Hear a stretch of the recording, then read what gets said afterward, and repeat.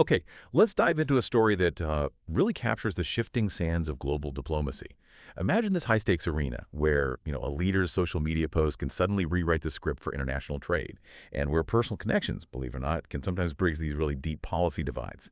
Today, we're doing a deep dive into the complex, often dramatic, and, well, undeniably pivotal trade relationship between the United States and India.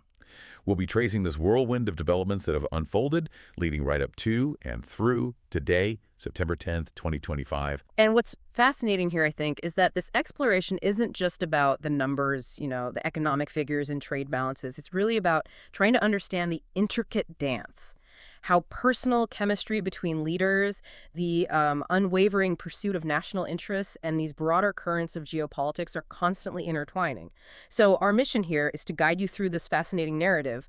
We want to show how a period of pretty intense economic strain can almost abruptly shift towards renewed optimism. And that carries with it these profound real-world implications for millions across both nations and, frankly, globally. Right. To really get the significance of where we are today, we kind of need to rewind a bit. Let's go back to the optimism of early 2025. Cast your mind back to February.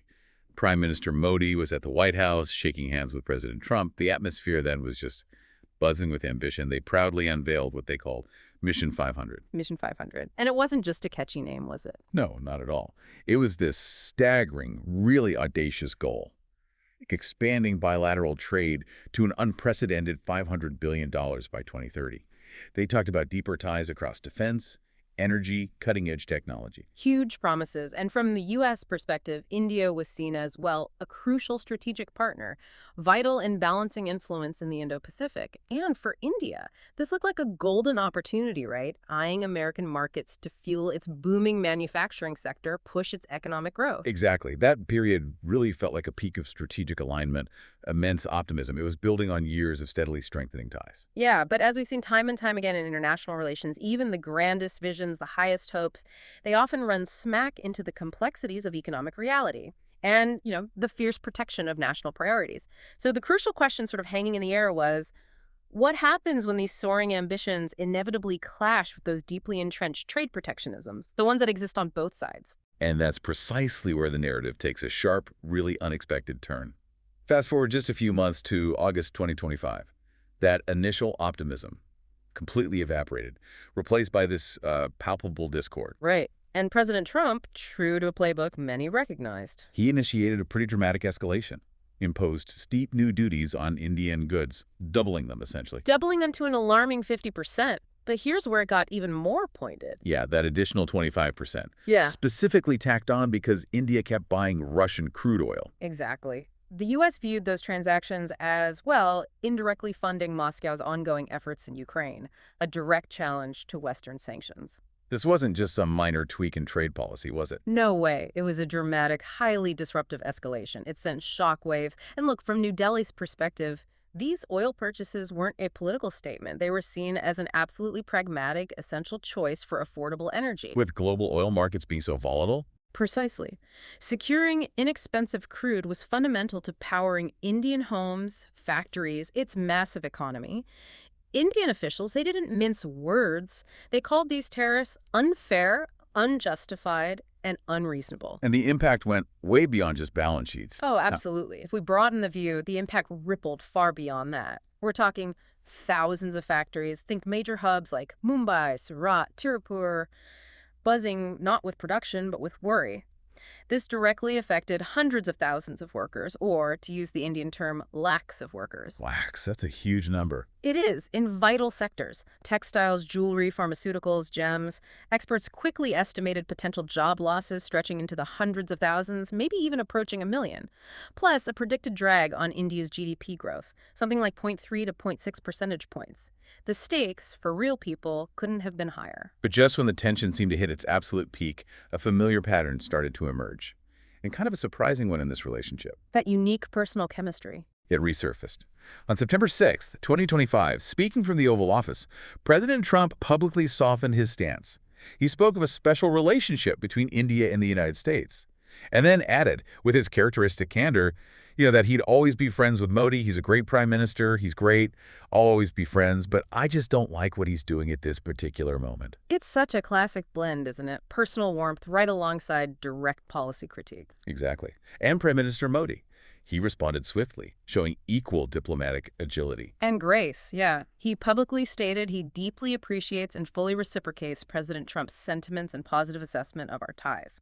That moment really was a critical pivot. It underscored how, even amidst these significant policy disagreements, these severe economic penalties, a long-standing personal rapport, a shared history can act as this crucial, maybe indispensable bridge. It really makes you consider, in this world of increasingly complex geopolitics, where national interests diverge so often, just how much does individual leadership, those personal dynamics between heads of state, truly shape these vital international relationships? A huge question. Okay, but let's unpack this further, because the narrative had another fascinating twist, just as the rhetoric was starting to cool down.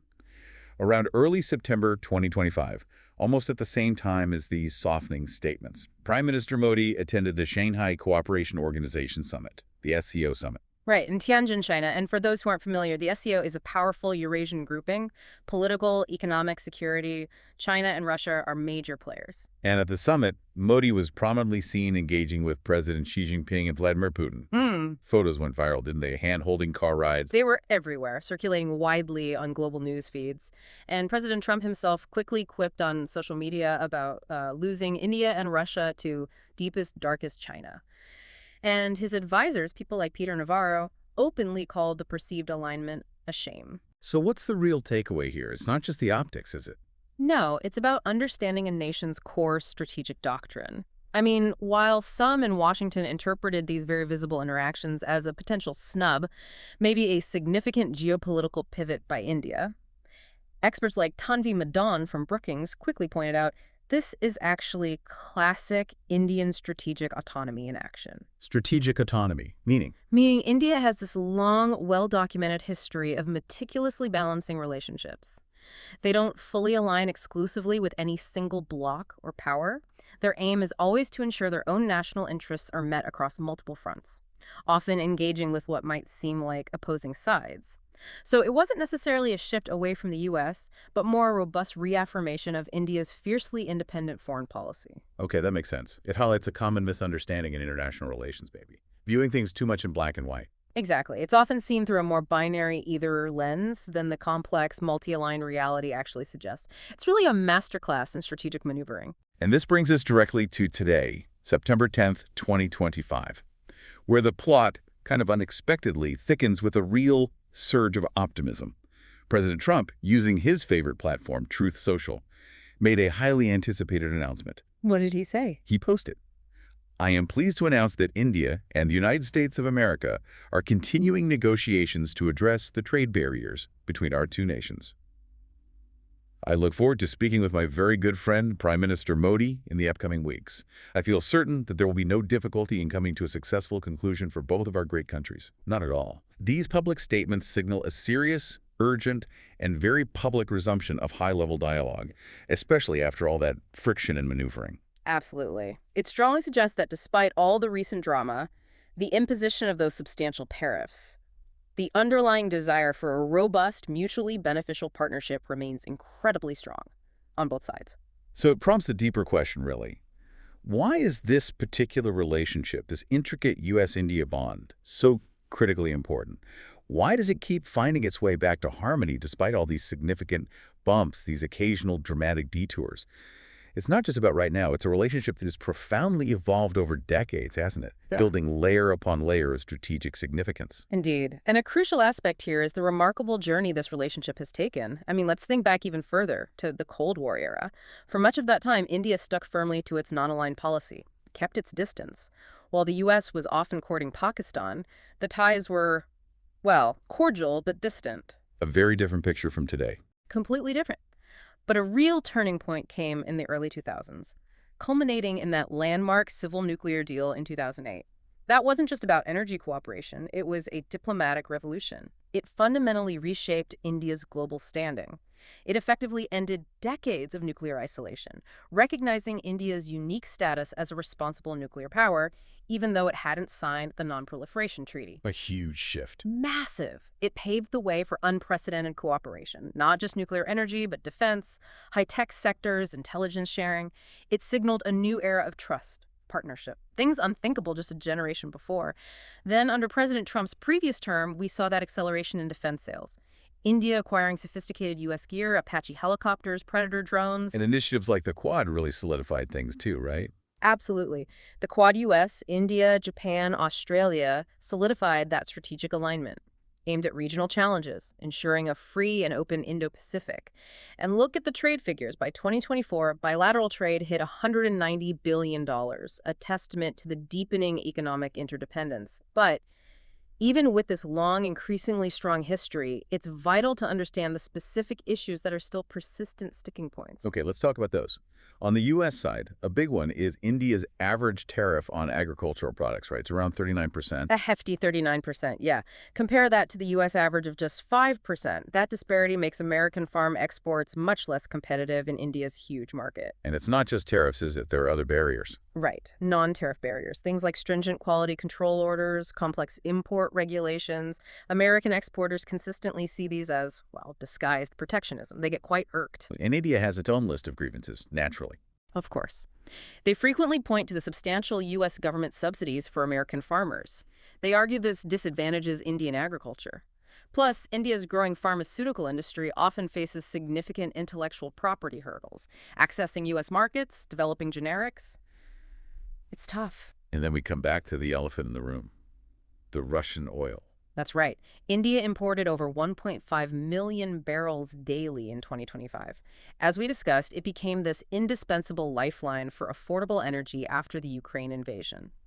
That pragmatism from India clashes directly with Western sanctions, with U.S. efforts to isolate Moscow. The U.S. views it as enabling aggression. India steadfastly views it purely through the lens of its own national energy security, not politics. Understanding these deep-seated, often fundamentally different perspectives is absolutely critical to appreciating the immense effort now underway to bridge these gaps. So after all these dramatic twists, turns, diplomatic maneuvers, what does this current thaw, this renewed dialogue, truly mean for you, the listener, for the everyday people in these two massive nations, and maybe even for the broader global community? Well, the intriguing thing here is the tangible, immediate potential this unlocks. We could quite quickly see India boosting its U.S. energy imports. Significant LNG deals could be in play. At the same time, maybe India eases access for American dairy products. That's been a long-standing issue. In return? In return, the U.S. could lift some of those recently imposed, highly damaging duties on Indian textiles. That would directly impact thousands of jobs, livelihoods in key manufacturing hubs across India. But beyond these immediate trade tweaks, broader horizons are beckoning. We're talking enhanced co-production of cutting-edge defense tech, joint ventures on advanced semiconductors maybe, and significantly ramped-up climate initiatives under the Quad umbrella. You can really picture the impact. Imagine a small jewelry artisan in Jaipur meticulously crafting intricate gold pieces for the American market. Just weeks ago, those steep tariffs could have easily priced her out. Halted orders, jeopardized her livelihood, dimmed her dreams. Now, with talks resuming, there's renewed real hope for fair market access. That could potentially save countless jobs, spark new growth in that vital sector. Or think about a tech startup in Bangalore, developing innovative software for U.S. firms. Smoother trade relations could mean more foreign investment, faster innovation cycles, a much bigger slice of that ambitious $500 billion bilateral trade pie they talked about. And for American consumers, too. Potentially, yes. A reduction in tariffs on Indian imports could lead to more stable prices on a whole range of goods, from essential spices to popular smartphones. So ultimately, this isn't just about two leaders or even just two nations. No, it's about two countries that together represent over a quarter of humanity, global giants. Their partnership has profound implications: global trade, security, innovation. Now, sticking points like agriculture, IP, they definitely remain thorny. And external factors, U.S. midterms, India's elections, could still sway things.